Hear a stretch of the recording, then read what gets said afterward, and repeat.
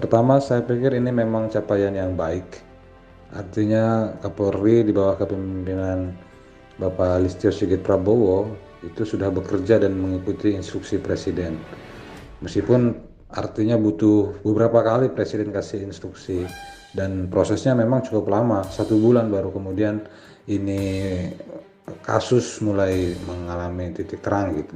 Tetapi saya pikir ini masih belum cukup ya, karena kita tahu masih banyak kejanggalan, misalnya apa motif yang di apa namanya motif dari si pelaku gitu sehingga tega dengan sadis menganiaya sampai membunuh, menghilangkan nyawa anak bangsa, ya kan? Yang kedua, selain motif itu masih ada beberapa aktor atau oknum yang masih berkeliaran belum diproses.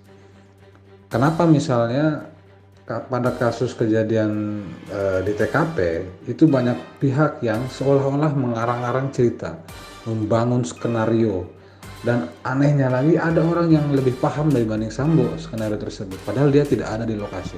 Artinya masih banyak pihak oknum yang terlibat di dalam pembunuhan Brigadir Joshua ini. Jadi saya pikir Polri harus betul-betul secara transparan dan adil mengungkap dan memeriksa segera orang-orang yang terlibat dalam kasus pembunuhan itu, karena saya pikir sekarang ini sudah menyebar gitu ya, dan banyak orang yang mengait-ngaitkan kasus pembunuhan ini dengan KM50.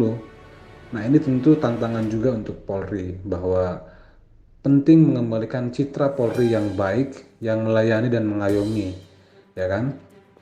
Sehingga kepercayaan publik terhadap institusi kepolisian semakin meningkat dan semakin kuat. Saya pikir itu hal yang harus kita dorong supaya Bapak Kapolri, kemudian seluruh stakeholder yang ada di institusi kepolisian bekerja secara maksimal, sehingga apa yang menjadi target kita, polisi, institusi kepolisian itu bersih dan tidak ada main mata dengan pihak manapun gitu. Tidak boleh lagi ada nyawa yang melayang hanya karena relasi kuasa, hanya karena apapun datang lalu dengan seenaknya menembak dan menganiaya orang.